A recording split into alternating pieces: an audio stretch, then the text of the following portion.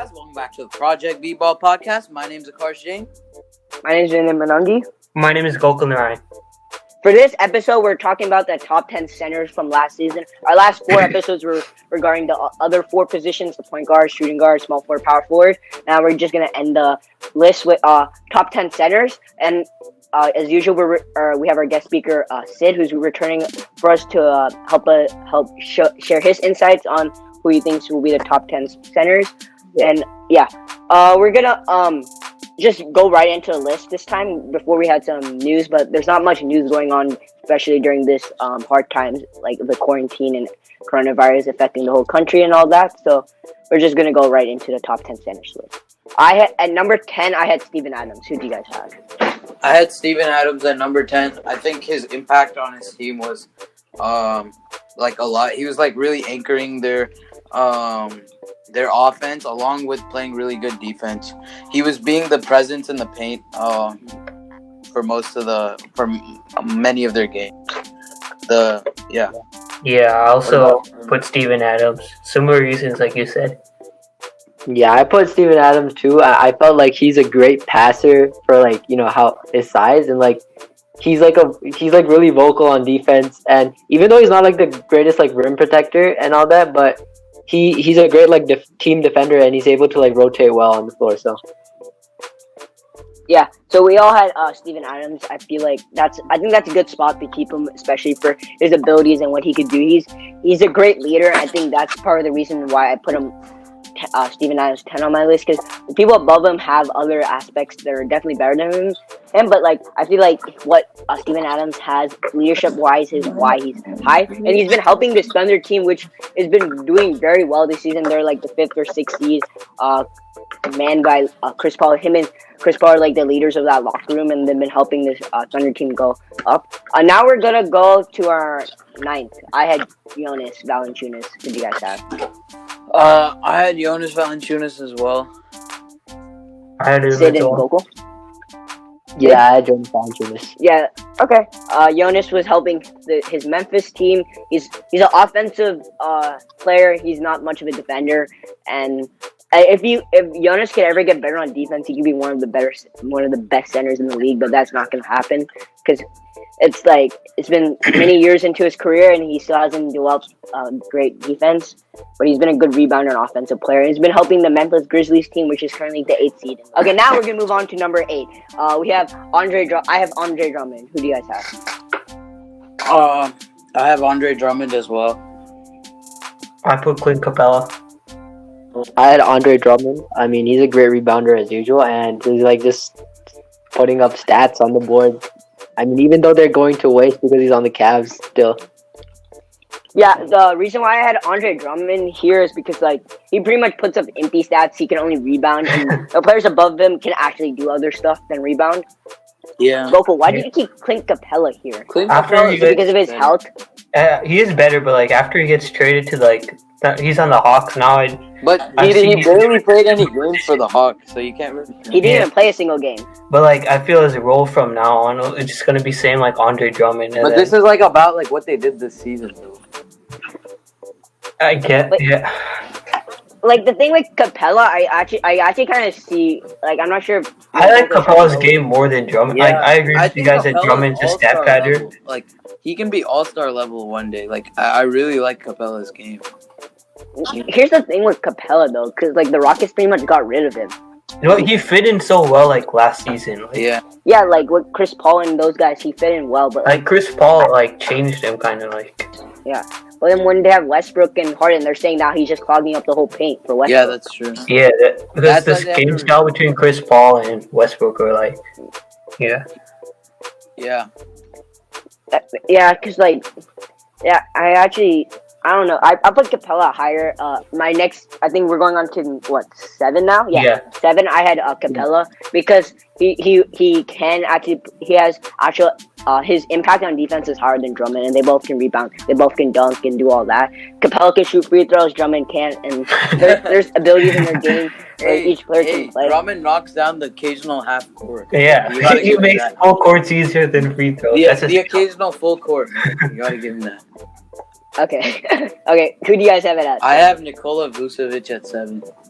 Huh? What? Wait, what? So you put Capella over Vucevic? Yep. Okay. Okay, Sid and Goko, say who you guys have. I and then put Drummond, like, he's on the Cavs now, so just a bigger opportunity for him to stat pad. Yeah. Sid. Yeah, I have Capella. Okay, now Karsh, you have to do some explaining. Why do you have Vucevic kind of low?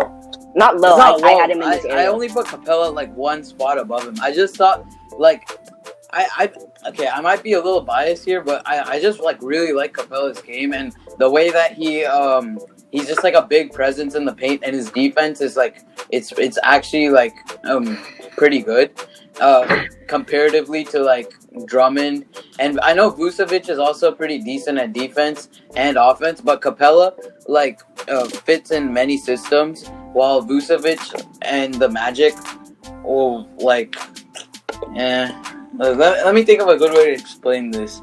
Like Okay. Okay. Also, another factor in this is that Capella's team did much better than the Magic. No, but his current team is. Look at the Yeah, current. but he didn't I know play he a hasn't game played a for his game current yet, but- team. You gotta stop bringing that up. He did not play one game Okay. for his current team, so he has no effect on them. So how could he affect But- his current team? So you're saying Capella was the reason why the Rockets were like, or the six? Of course not. He's He's not not the saying only that. reason. It was one of the reasons because, like, you know, James Harden would just like lob it up to him, and then Yeah. he'd have that one like. No, but let me jump in on this Capella. Like you're saying, he was helping his team win and all that. And like he did get traded for a reason, and the Rockets been playing better without him. I'd say So, like- Vucevic had a bigger impact. Like Obviously, he brought them Vucevic to the 8th seed. Like when's the last Yeah. time you saw that? Oh, Magic made it last year. My Magic bad. made it last year. Yeah, I forgot. But they made it because of Vucevic Yeah. last year, and they're making it this year because of Vucevic. Yeah, he's guiding that team. So Yeah. I see. I could say like you could say that Vucevic's defense is bad and stuff like that, but like still Vucevic has a team impact. Well, Capella they got rid of him because they felt like he was pulling the team back. yeah, And the Rockets were that's kind of only 'cause disappointing. They changed their. Okay, if you said to me on the first half of the season, the Rockets are gonna go all small ball. The tallest player is gonna be like 6'7" or 6'8". Would you believe me? Oh yeah, like I would not believe you. Capella knew that from day one. So like the first half, like the first quarter of the season, they were all gelling and playing together well until Russell Westbrook changed his play style. And that caused Capella to not fit in that system anymore. When Russell Westbrook changed his play style, that is the reason that Capella did not Yeah, fit so in you're that saying system. Capella- And that is why he got traded. yeah, I agree with because Capella's last year playing style would definitely make him like one of the good center, like top No, centers. But like, Of course, it's because Capella got injured and Russell changed his play style. The Rockets were taking Yeah, off. look at this. Before Westbrook was playing good, he was being Westbrook and missing all his shots and not playing that Yeah, well. and Capella was filling that void a little bit. I would say. No, but like the Rockets were disappointing. Once they got rid of him, they are actually doing something now. Yeah, but that's okay. That's also because Russell Westbrook didn't change his playing style. Okay, I see where you're going with this, and I could definitely put Nikola. I could definitely put Nikola over Capella, but I mean, yeah. Do you have any other arguments against it? Yeah, just overall impact on the team. Vucevic is the reason why the Magic are in the playoffs. And without Capella, the Rockets are doing better with him. And then he hasn't played a single game for the Hawks, and he's been injured the whole season pretty much. Not the whole season. He's been playing a little bit, but like when he hasn't been like completely healthy the whole season. So and Vucevic, I'm pretty sure he played every single game of the season or something like that. Remember? And his team is in the 7th seed because of how Vucevic is playing. While Capella, when he leaves a very good team, they become even better. And now he's on a team where he's injured and he hasn't played the last like 8-9 games in the season. He's been injured the whole season. That's another reason why you can't put Capella above Vucevic because of the health of each player. Yeah, now that I hear that, I think I'm gonna switch my list around a little bit. Okay, I'll switch Capella Should we and move on? Vucevic. Okay, I had I guess we'll move on to our next yeah, 6, player. right? 6, yeah. I had Nikola Vucevic. Yeah, I had him close to Capella, but like the impact he did on his team. I feel had like Capella, but after hearing your arguments, I switched it. So I have Nikola now above. Yeah, so I'm guessing Sid and Goku, you guys had Vucevic at this spot too. Yeah. I have Vucevic. I mean, his game has like really impressed me so far, and like it's because of his like he can score, but not only score, he can also like pass, and he's able to create space for his teammates around him. So I mean, and I also feel that he's becoming more confident and more reliable at the 3-point line this season too. So True. Yeah. His 3-point ability has definitely improved.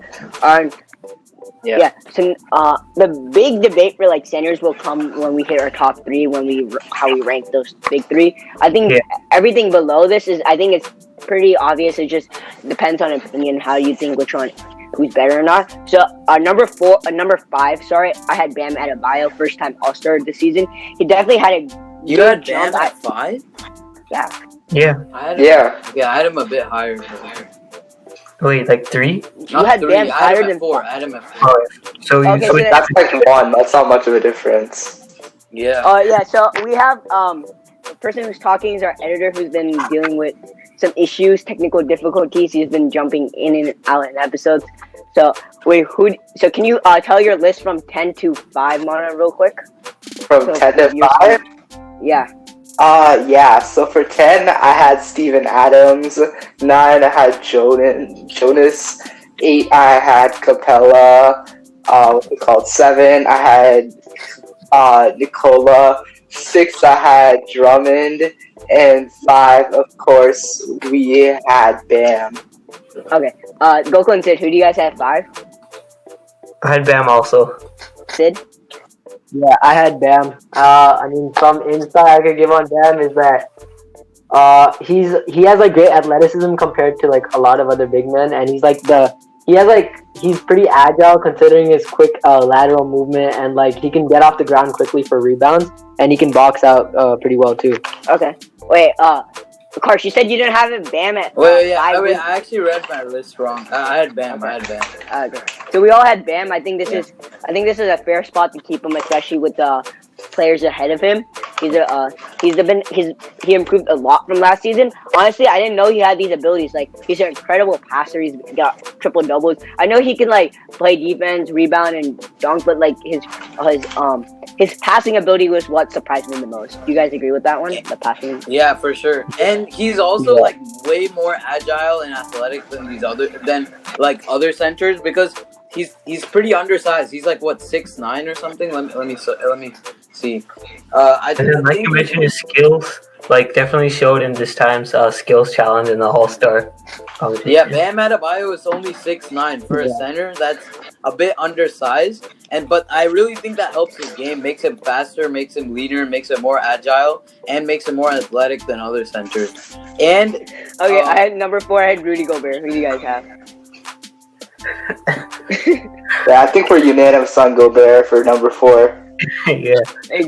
Everyone had Gobert, right? Yeah. I mean, there are some trade rumors going on about him, and like because of his dispute with Donovan Mitchell over the whole coronavirus thing. So, I mean, you guys want to talk about that? Yeah. So there's been rumors about like the Jazz are going to try to trade either Gobert or Donovan Mitchell. I'm pretty sure Gobert was talking about it earlier. He was talking about it earlier, like where he doesn't see a problem. He understands he did make a mistake and caused this whole situation and all that. But he said the end goal for that team is to win the championship and all that. So like he understands his mistake, and I feel like it'll be fine with those guys. They're not gonna. I don't think they're gonna trade either one of them. Yeah, but that mistake was really dumb of him. Like, I don't know why he did that still. Okay, now top 3, like what I was alluding to earlier, is where like these are like the biggest Twitter debates, Instagram debates. Who's the best center? Who's the second best center? Who's their best center? Obviously, we all have our different opinions on these centers, and I think my third personally is Karl Anthony Towns, and the reason why he's third against the other 2, which you guys should know, is Jokic and Embiid. Towns is third because he cannot play defense that well. Who do you guys have at third? I also put Towns. I like agree with you, similar for that. And expanding on that, just like the team standing, like hopefully with D'Angelo Russell, they're able to like they're gonna mesh well, but like hopefully they can like lift themselves up, like at least to like playoff contention. But the main reason I put him like third was because of ability to lead the team. Sid, who do you have at third? Sorry. At third, I have Joel Embiid. I mean, I thought Wait, that you had Joel Nikola Embiid? Jokic- Yeah, third. Okay. Manav and Akash, who do you guys have at third? Oh, Manav, third. I'm trying to think. I think my computer's kind of weird, so I don't have my list in front of me. I think for third, I had Towns, but I'm not sure. Towns? Okay. So can you explain why you had Embiid third? Because like then you know the other. I had Embiid. Yeah, that was mainly because of his health and like he's not able to like. A lot of times he gets injured and like. I felt that the other two, Nikola Jokic and Towns, were just overall better players and they're making their teams better. So, yeah. No, but like the Timberwolves are crap. Yeah, trash. I agree with the healthy part, but like, The Timberwolves are just garbage. Yeah, I mean, I just felt that Karl Anthony Towns is he's like a powerhouse. I mean, he's doing everything he can, like 26.5 points per game, 10.8 rebounds per game, and like 4.4 assists and 1.2 blocks with the 50.8 field goal percentage. So I mean, that's what I'm those saying. stats are pretty Hopefully, with consistent. like D'Angelo Russell, like they're able to do something because like Yeah.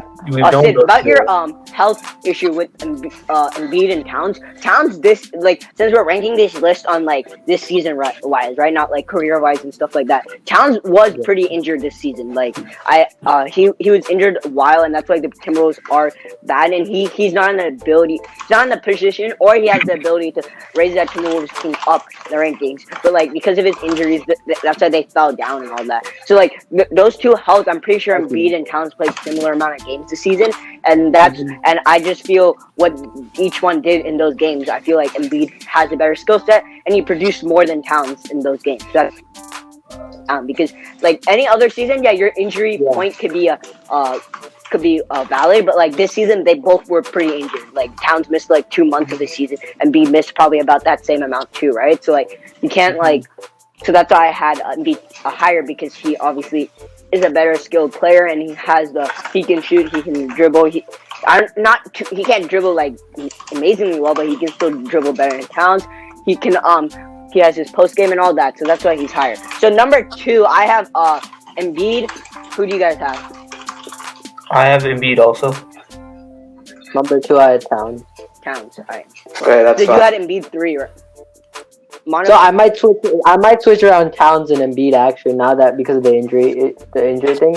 Yeah. I know that both of them were injured pretty much the same amount of time, but yeah. Yeah. So okay. So Manav, you had Embiid 2, right? You said. Yeah, I did. I have Embiid. Okay. So then I think number 1 we all have Jokic then, right? Yeah. Yeah. Yeah. So like usually on Instagram and Twitter, the biggest debate is between Jokic and Embiid, who's better. All of us here seem to agree that Jokic is Jokic better. is much better. He's a better passer. Much better? Much better. I wouldn't say And, that. Not that's much the better. negative. It's a close debate. It's a close debate. This season, Yeah. he's much better. Why would you say And he's that? also a Are you saying playmaker. because of His team disappointment is of way the more Sixers? successful, Yeah. and the chemistry of Embiid's team was ruined this season. Yeah, but is that all entirely Embiid's fault? You cannot It's say not that. entirely Embiid's fault, but did that make his team more successful? Yes or no? It doesn't matter whose fault that is. Embiid's team wasn't as successful as Jokic's, and Jokic has been consistently successful. Jokic's percentages are better, and he's also a great playmaker, and the Nuggets are doing well. So I mean, I would still say that he's better. Yeah, I think because of Jokic. Jokic cannot play defense like Joel Embiid can, but like still like Jokic And has he's, the like, impact. out That of Nugget, He's efficient. he's efficient, and his impact on his team winning. Without Jokic, that Nuggets team will not be Yeah, as good, right? they've been We all can consistently agree on that. second, third for the last 2-3 years, right? Yeah, second Yeah. or third seed. Yeah. The Sixers are always like moving around, so Also, when the Sixers removed Joel Embiid from the team, Ben Simmons takes that spot pretty well and leads the team to wins. It's not like if you remove Jokic from the Nuggets. I'm pretty sure and the they're Nuggets used are to not gonna Embiid win. not being there, so that's like Yeah. Yeah. So those are all reasons why we agree that Jokic is better than Embiid. Yeah. Okay, guys, that's gonna end this episode. I want to thank Sid for coming on for the last 4 episodes. It was grateful to hear your insights on all these lists. We would love to have you again as guest speaker. Thank I you. would For also coming. like definitely. to thank. Thank you. Okay, Right. thank you guys for listening. This episode was definitely comedy. Bye. All right, bye. Bye. Got enough. Bye.